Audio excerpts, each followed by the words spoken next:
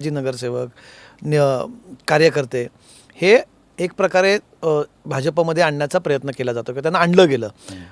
मी मागे जेव्हा एकनाथ शिंदेंचा इंटरव्ह्यू केला तेव्हा मी शब्द जाणीवपूर्वक वापरला, फोडून तुमचे कार्यकर्ते फोडून पक्षात घेतले जात होते. त्याचा कुठेतरी राग होता. त्याची प्रतिक्रिया राज्यभर आली. सर्वाधिक प्रतिक्रिया त्याची आम्हाला ही कणकवलीत बघायला मिळाली. त्यामुळे तुमच्या इथे तुम्ही म्हणतात की आमच्या नेत्यांना फोडलं जातं, की आमच्या नेत्यांना घेतलं गेलं, त्यांना टार्गेट केलं गेलं. नेत्यांना नाही म्हटलं मी, माझ्या जे तुमच्या कार्यकर्ते असतील, जे असतील ते कोणी तुमच्या मतदारसंघात तुमच्या कार्यकर्त्यांना टार्गेट केलं जाऊन त्यांना घेणं किंवा त्यांना डिस्क्वालिफाय केलं असं तुम्ही म्हणतात तिथे, हे राज्यभर भाजपकडनं सुरू आहे. त्याचीच प्रतिक्रिया ही कणकवलीत होती का? नाही, असं मला वाटत नाही. त्याचं कारण वेगळं आहे. बघा साहेब, सिंधुदुर्गाचं राजकारण तुम्ही महाराष्ट्राची जोडू शकत नाही. प्रत्येक तालुक्याचं साहेब राजकारण वेगळं असतं. तर जिल्हा जिल्हा तुम्ही कसं एकत्र तुम्ही समजू शकता. रत्नागिरीत कसं झालं? रत्नागिरीत का झालं अलायन्स? का झालं तुम्ही सांगा. मला असं वाटतं की त्यांना आमच्याबरोबर अलायन्स करायचं नव्हतं. त्याचं कारण वेगळं होतं. मी उबाटा वाढवत होतो, सॉरी, मी उबाटाला घेत होतो माझ्या शिवसेनेमध्ये. मी माझा पक्ष वाढवतोय. कदाचित चव्हाण साहेबांना हे अभिप्रेत नव्हतं की मी शिवसेनेत जाऊन हे करावं. त्यांना काय वाटत होतं, हा पुढे जाऊन कदाचित आमच्याकडेच येणार आहे, महाकाशाला रेष वाढवतोय. मी बोलो येणार नाही साहेब. कदाचित त्या गोष्टीचा राग आला असेल की हा भारतीय जनता पक्षामध्ये येणार नाही. 100% 2029ला आपल्याला करायचं आहे. मग असे जे आमदार आहेत ज्यांना यायचं नाही त्यांना आत्ताच आडवे करा. हे चव्हाण साहेबांचं मला असं वाटतं आहे, भारतीय जनता पक्षाचं नाही. पण 100% तुम्ही म्हणतात, मग ते कसं चव्हाणांचं? अहो पण ते चालवत आहेत ना हा प्रोग्राम. चव्हाण साहेब प्रदेश अध्यक्ष म्हणून चालवत आहे. एक मिनिट, तुम्ही आता ह्या विषयावर तुम्ही हा विषय काढला, मला विषयावरती बोलायचं. खरं तर मला वाटलं चर्चेच्या ओघात हा पुढे येईल मुद्दा, पण आता चाललाय त्यामुळे त्याच्याबद्दल बोलतो. 2029ला भाजप स्वबळावरती जाईल किंवा 100% असेल असं तुम्ही म्हणताय? असं प्रत्येक पक्ष प्लॅनिंग करतो ना साहेब स्वबळावरची. त्याच्यामध्ये त्यांची चूक कुठे आहे? आम्ही माझ्या पक्षामध्ये स्वबळावर जर उद्या लढवावं लागलं तर मी माझ्या जिल्ह्यातून प्रयत्न करणार, मी माझ्या राज्यात प्रयत्न करणार. त्याच्यामध्ये चूक कुठे आहे? मी कुठे म्हटलं भारतीय जनता पक्षाची चूक आहे? मी म्हणतोय की जर मी उबाटाची लोक माझ्या पक्षात घेतोय तर त्याच्यामध्ये तुम्हाला वाईट वाटायचं कारण काय? तेव्हा तुम्ही फक्त उबाटाची लोक सोबत नाही घेतली, तुम्ही उबाटालाच सोबत घेतला, तुम्ही त्याच्यात युती केली. केलं ना, कारण का तुम्हाला करायची नव्हती माझ्याबरोबर. पण मग हे फार इंटरेस्टिंग, म्हणजे राज्याला कसा याचं उत्तर मिळेल मला सांगा. काय उत्तर शोधायचं आपल्याला? म्हणजे तुम्ही एकेकाळी, म्हणजे आम्ही बघितलंय तुमचा आणि शिवसेनेचा, म्हणजे जी उद्धव ठाकरेंची शिवसेना आहे त्यांच्यामध्ये विस्तवही जात नव्हता मुळात. साहेब मी तुम्हाला सांगतो, मी सॉरी तुम्हाला कट केलं मध्ये. बोला बोला. मुळात उद्धव ठाकरे साहेबांची संघटना आणि आमचा पक्ष हा एकत्र आलेला नाही. आम्ही शहर विकास, ऐकून घ्या, शहर विकास आघाडी केली. शहर विकास आघाडीमध्ये चिन्ह नसतं, चिन्ह हे नारळ होतं, बरोबर आहे. प्रत्येकाने राजीनामे देऊन त्या निवडणुकीमध्ये त्यांनी निवडणूक लढली. त्याच्यामध्ये पक्ष कुठे आला? हे बघा, ह्या ना ह्या ॲडजस्टमेंटच्या गोष्टी आहेत. म्हणजे तुम्ही मला सांगा, तुम्ही सांगितलं की असं होतं तसं होतं, तुम्ही पक्ष दाखवा कुठे होता. हवा पक्षाचे नेते, शेवटी नेत्यानेच आणि कार्यकर्त्यांनीच पक्ष बनत असतो निलेश. हे पण मला टेक्निकल ॲडजस्टमेंट झाली की आम्ही राजीनामे देऊन आलो. राजीनामे देऊन जर माणूस निवडणुकीला उतरत असतो मग त्याच्यामध्ये पक्ष कुठे आला? नारळावर नारळ हे चिन्ह होतं. हो, म्हणजे मला प्रश्न आहे की तुम्ही इतका टोकाचा राहा की आम्ही ज्यांच्याबद्दल आम्ही शिवसेनेशी भांडलो त्या शिवसेनेसोबत जाऊ, पण आम्ही तुमच्यासोबत जाणार नाही. शिवसेना हा विषय कुठे आला मला तुम्ही सांगा. जर तुम्ही सांगितलं निलेश इथे शिवसेना आली आणि तू उद्धव ठाकरे साहेबांच्या पक्षाबरोबर तू युती केलीस, युती कुठे झाली मला सांगा ना. शहर विकास आघाडीमध्ये नारळावर जर कोण सगळे लढत असतील त्याच्यामध्ये उभाटा आणि शिवसेना कुठे आली? पण एक चित्र असं झालं ना, BJP versus all. BJP versus all म्हणजे तुम्ही होता. आता मला साहेब सांगा, जेव्हा बीजेपी आमची चर्चा सुरू असताना कणकवलीमध्ये सन्मानित शिंदे साहेबांचे बॅनर कव्हरचे फोटो काढून टाकतात, त्याचा अर्थ आम्ही काय समजायचा? अच्छा, कोणी काढले फोटो? आता साहेब मी काय तिथे टॉर्च लावून नव्हतो, पण तरी तिथे काय आमचा सीसीटीव्ही वेगळा नव्हता, पण काढला ना, कोणाच्या तरी आदेशावरून काढला असेल, ज्यांनी काढला असेल मला माहीत नाही. पण चर्चा सुरू असताना जर तुम्ही शिंदे साहेबांचा फोटो काढता त्याचा अर्थ आम्ही काय समजायचा? म्हणजे तुम्हाला युती नको आहे, मग ज्यांना युती हवी आहे आम्ही त्यांच्याबरोबर जाणार. पण इतक्या छोट्या कारणावर नव्हतं का की बॅनरवर फोटो? पण सगळी, अहो साहेब चर्चाच उलटी झाली ना सगळी. आम्हाला 1 सीट पण नाही, 2 सीट पण नाही. अहो आमची पण ताकद आहे तिथे, आमचे 2 आमदार आहेत जिल्ह्यामध्ये. फक्त बॅनरवरचा एक फोटो हा विषय नसतो. चर्चेमध्ये आपण काय प्रेझेंटेशन देताय मला की तुम्ही शून्य आहात, तुमच्याकडे कुठे सीट आहेत, तुमचं काय आहे? अहो आमचे 2 आमदार आहेत, मी आणि केसरकर साहेब. जिल्ह्यामध्ये 3च सीट आहेत, एकवर नितेश राणे आहे, एक भाजप आणि 2 शिवसेना, 3च सीट आहेत जिल्ह्यामध्ये. तर त्याच्यामध्ये तुम्ही सांगणार आम्हाला तुम्ही कुठे आहात? मग आम्ही काय समजायचं साहेब? मला सांगा तरी, आम्ही बोलणी कशी करायची, कुठून सुरुवात करायची? तुम्ही 0 आहात म्हटल्यावर आम्हाला काय स्कोप राहतो? पण ज्यांचे आमदार तिथे 2 आहेत त्याला शून्य कसं म्हणू शकता कोणी? मी हा विचारू मी सांगू का? एक्झॅक्टली मी सांगू का तुम्हीच होतं? माझ्या प्रश्नाचं उत्तर दिलं. नाही, माझा प्रश्न पुढे आहे मग निलेशजी. विचारा.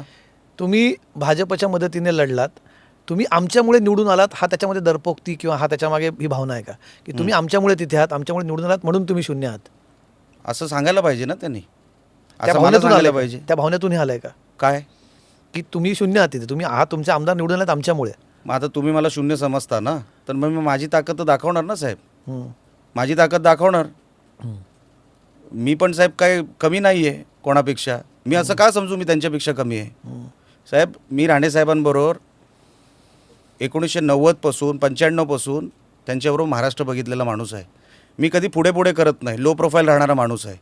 मला रवींद्र चव्हाणांमुळे मला तुम्ही हे सगळे प्रश्न विचारतायत, नाही तर मी लो प्रोफाईल राहणारा माणूस आहे. मला ह्याच्यामध्ये इंटरेस्टसुद्धा नाही आहे. पण तुम्ही माझ्या कॉलरवर हात टाकाल तर मी गप्प बसणार नाही.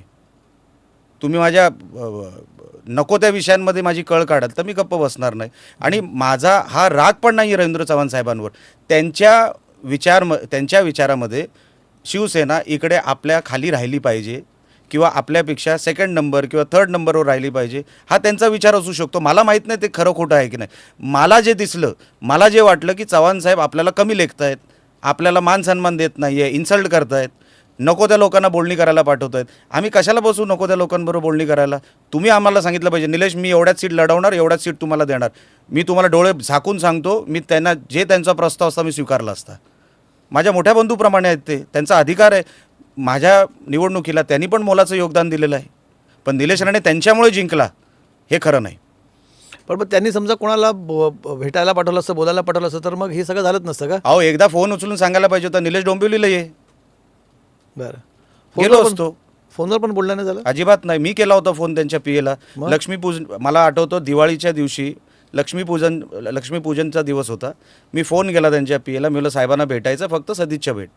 तेव्हा काय अशी काय चर्चा वगैरे नाही. हो मी करतो साहेब, जरा बिझी आहेत, मी तुम्हाला करतो. आजपर्यंत फोन नाही. अच्छा. मी साहेब सगळे प्रयत्न केले, हम्म. अजूनही प्रयत्न करणार. आता नागपूर सेशन आहे, मी सन्माननीय फडणवीस साहेबांना भेटणार वेळ दिला तर, चव्हाण साहेबांना भेटणार वेळ दिला तर. हे मी सांगतोच आहे ना साहेब. मी कशाला त्यांच्यापेक्षा मी फारकत घेऊच शकत नाही त्यांच्याकडून. फडणवीसांना भेटून तक्रार करणार का? अजिबात नाही. मग माझं कुठे काय चुकत असेल तर मी माझं प्रेझेंटेशन ठेवणार ना साहेब. मी का असं केलं, मला का करावं लागलं, कोणाला भेटणं ही तक्रार होऊ शकत नाही. तुम्ही म्हणता ना, तुम्ही फक्त मी विषय मांडला किंवा आम्ही आमची ताकद दाखवली, तुम्ही त्याच्या पलीकडे गेलात. तुम्ही एक काय केलं मला सांगा? स्टिंग ऑपरेशन केलं तुम्ही. की मग भाजप पुरावे पैसे कसे देणार?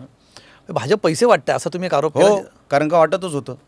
पुरावा दिला मी आरोप नाही केला साहेब, पुरावा दिला. हम्म. एकही आरोप मी केला ज्याला पुरावा नव्हता मला सांगा?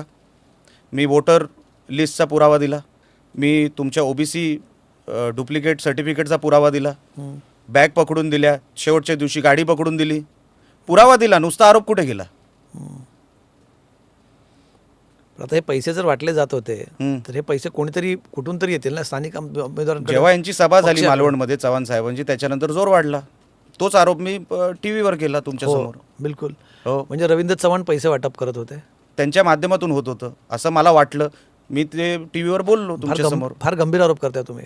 बघा मी तेव्हाही केलेला आहे. तुम्ही साहेब 20 दिवसानंतर मला तोच प्रश्न विचारताय. नाही 24 तारखेला मला वाटतं 24 किंवा 25ला ते येऊन गेले. जी. मी तेव्हाही ते म्हटलं की बघा चव्हाण साहेब येऊन गेले मालवणमध्ये आणि पैशाचा जोर वाढला. हम्म.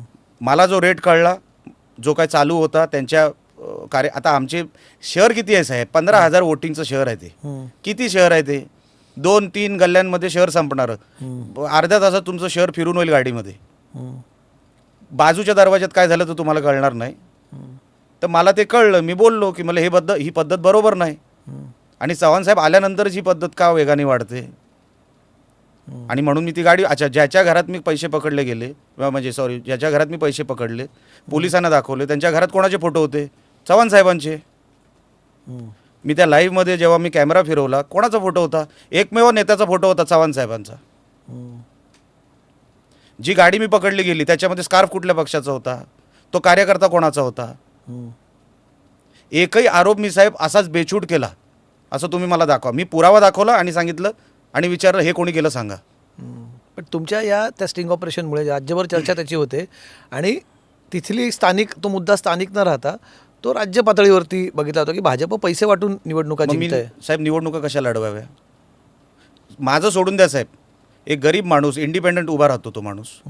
शेकडो, आता साहेब नगरपालिका म्हणजे ती लहान निवडणूक, 200-500 मतांवर निवडणुकीचा सगळा निकाल लागतो. मला एक सांगा साहेब, गरीब माणूस जो आपलं घरातलं 2 व्हीलर वगैरे विकून, घरदार विकून, छोटीशी लँड विकून तो निवडणुकीला उभा आहे, त्याच्यावर अन्याय नाही का हा? माझं सोडून द्या साहेब, मी तरी एका मोठ्या पक्षातला प्रतिनिधी आहे. माझ्याही पक्षातले असे अनेक गरीब उमेदवार आहेत ज्यांच्याकडे काही नाही निवडणुकीला साधन. मग तुम्ही लेवल बॅलन्स फील्डमध्ये तुम्ही जर निवडणूक लढवणार नाही, मग तो निकाल लागल्यासारखाच आहे ना, की तुम्ही यांच्यासमोर टिकणारच नाही आहात. मग तो स्टँड घ्यावा लागणार. मग ते कुठल्या बघा, मी साहेब परत एकदा म्हणतो, जर तुम्ही स्वबळाचं मला सांगितलं की निलेश आता तू स्वबळावर लढवायचं आहे, तर I give you a performance you will never forget. तुम्ही माझ्याशी नीट वागला असतात, मी साहेब तुमचा आदर आजही करतो, पुढेही करणार. कारण का चव्हाण साहेबांचं योगदान मोठं आहे, मी अनेक वेळा म्हणतो माझ्या जीवनामध्ये. पण ही निवडणूक लढाईची पद्धत नाही, हे आमच्या कोकणामध्ये कल्चर नाही, हे आमच्या सिंधुदुर्गातलं कल्चर नाही. अच्छा, हे सिंधुदुर्गात कल्चर आहे, रत्नागिरीत का नाही आहे? तुम्ही वारंवार सिंधुदुर्ग रत्नागिरीचं कंपॅरिझन करतात. करावं लागतंय, करावं लागतं. रत्नागिरीत सगळं सेफ, सगळं कसं आता मला गुढी चालू आहे सगळं.